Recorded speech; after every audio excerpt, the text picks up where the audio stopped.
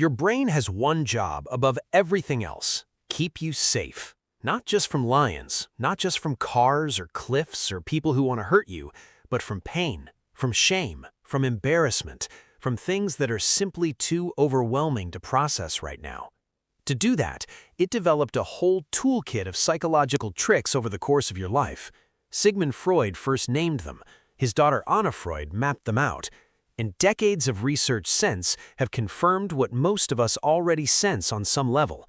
These mechanisms are real, they're automatic, and whether you know it or not, you use them every single day. They're called defense mechanisms. And today, we're going to walk through every major one. Let's start with one of the most foundational: repression.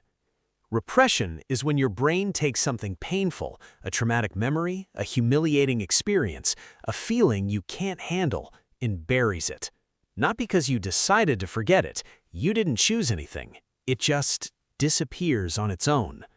You might have had something genuinely terrible happen to you as a child, and you can barely recall it. Not because it didn't affect you, it absolutely did, but because your brain decided, without asking permission, that storing that memory consciously was too dangerous.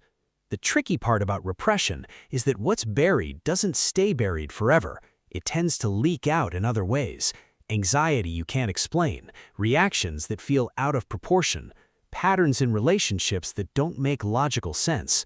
The memory is gone from conscious awareness.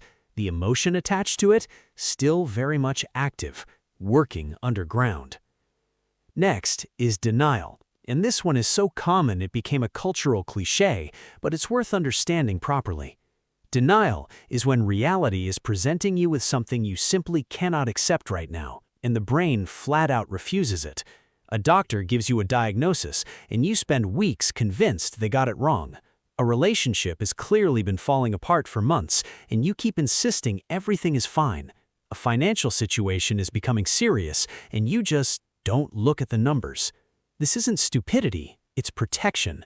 The brain is essentially saying, I know that's out there, but if I let that in right now, I might not survive it emotionally, so we're not letting it in yet.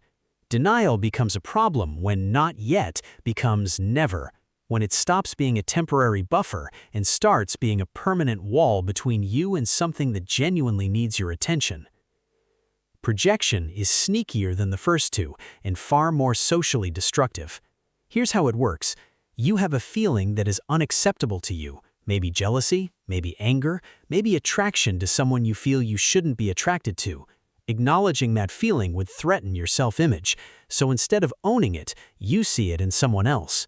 You're not jealous of your colleague, they're jealous of you. You're not angry at your partner, they seem to be picking fights for no reason. You're not attracted to that person, they keep flirting with you. The feeling is real, it belongs to you, but projection takes it, stamps someone else's name on it, and throws it outward. This is one of the mechanisms that causes the most interpersonal damage, because you end up treating people as though they're carrying emotions that are actually yours. Did something you're not proud of? Don't worry, your brain is extremely good at manufacturing logical-sounding explanations after the fact. Rationalization is the mechanism that lets you do something that conflicts with your values, and immediately produce a story that makes it seem reasonable. You lashed out at someone, but they provoked you. You quit something important, but it wasn't aligned with your goals anyway. You cheated, but the relationship was already broken. The explanations are often partially true, which is what makes them convincing. That's what separates rationalization from lying. You actually believe the story. Your brain constructed it specifically so you would.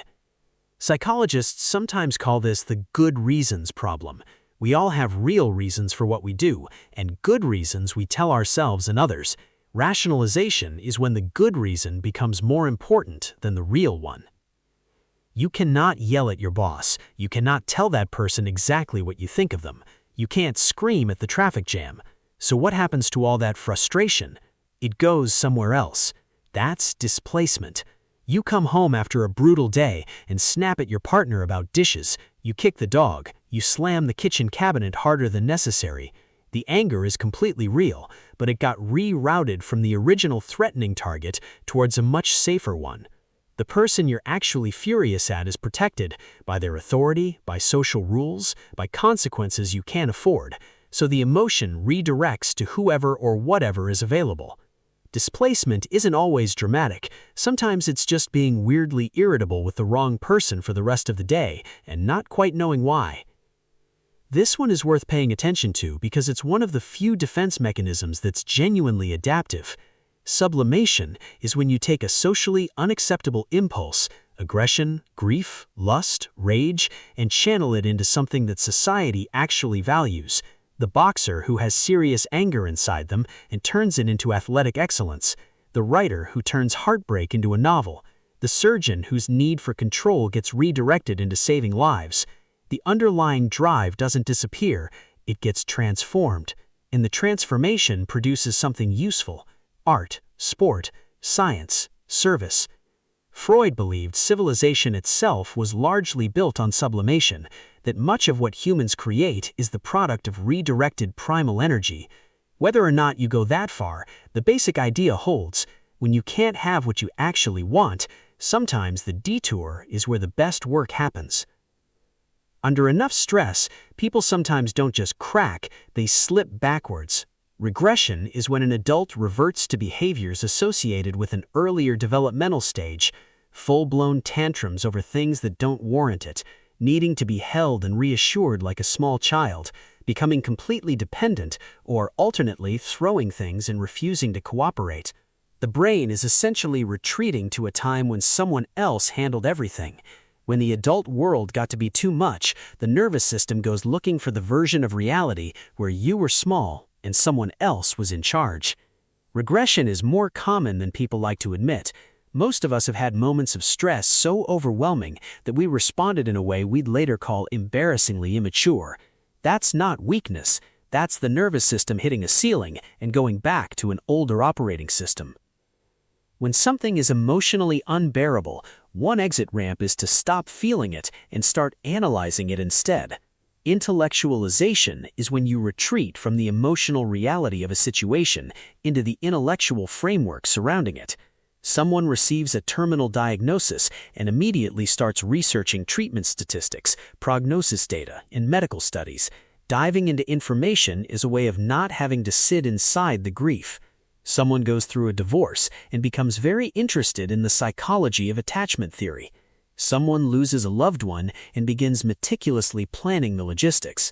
The mind is real, the research is real, the analysis is real, but it's being used as a shield against actually experiencing what's happening. Thinking about the thing becomes a substitute for feeling the thing. It's not always unhealthy. In the right doses, intellectualization can help people pace their emotional processing. The issue is when the detour into the head becomes permanent and the feeling never gets to exist at all. This is one of the more fascinating mechanisms because it works by complete reversal. Reaction formation is when you have a feeling that is unacceptable to you, and instead of just suppressing it, the brain overcorrects into the opposite. You feel intense dislike for someone and become their loudest advocate. You feel attraction to someone you think you shouldn't and become strongly critical of them instead. You feel deep anxiety about something and perform exaggerated confidence. The behavior is completely sincere. That's what makes reaction formation so hard to spot from the inside. The person isn't performing. They genuinely experience the opposite emotion now. The original feeling is still there somewhere underneath, driving the overcompensation, but it's been flipped on its surface. Psychologists sometimes identify reaction formation by the intensity of the expressed feeling.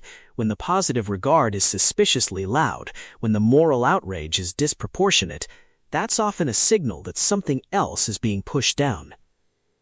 Splitting is what happens when nuance becomes emotionally unbearable. It's the tendency to see people and situations, and yourself, as either entirely good or entirely bad, with no middle ground. Someone is your absolute favorite person in the world, the most wonderful human you've ever met, then they do one disappointing thing, and they become completely untrustworthy, toxic, awful. The same person, nothing changed except your emotional state. Splitting is associated most strongly with certain personality structures, but everyone does it sometimes under stress. It's cognitively simpler. Holding two contradictory truths about someone, that they love you and also hurt you, that they're flawed and also worthy, is hard work. Splitting makes it simple by collapsing the complexity into a verdict. The cost is that nothing stays good. Everything eventually reveals its shadow side, and the split sends it immediately to the bad category, making genuine relationships very difficult to sustain. This is arguably the most sophisticated defense mechanism on the list, and one of the healthiest. Humor creates distance. It doesn't deny the painful thing, it acknowledges it fully, and then reframes it in a way that makes it survivable. Dark jokes at funerals, comedians turning childhood chaos into material, the ability to laugh at your own disasters while they're still happening. What makes humor different from denial is precisely that. Denial says the terrible thing isn't real. Humor says it absolutely is real. It's genuinely awful, and here's something funny about the shape of it. The pain gets acknowledged and transformed at the same time. George Vaillant, who spent decades studying how people cope, placed humor near the top of his hierarchy of mature defenses. It requires enough psychological distance to observe your own suffering, enough safety to play with it, and enough creativity to find the angle that makes other people recognize themselves in it. Here's what's important to understand about all of these. Defense mechanisms are not character flaws. They developed because they work, at least in the short term. They protect you from pain you're not yet equipped to process, and some of them, used appropriately, are genuinely healthy responses to a genuinely difficult world. The goal isn't to eliminate them. The goal is to notice them. Because the moment you catch yourself rationalizing a decision you already know is wrong, or projecting an emotion you don't want to own, or intellectualizing something that simply needs to be grieved, that's information. That's your brain telling you there's something here that needs actual attention, not a detour. Your brain is not working against you. It built all of these to protect you. The question is just whether the protection you needed at 8 years old is still the right tool at 35.